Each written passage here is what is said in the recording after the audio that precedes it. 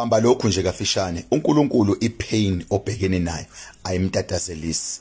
uNkulunkulu ubuhlungu obhekene nabo abumtatazelisi.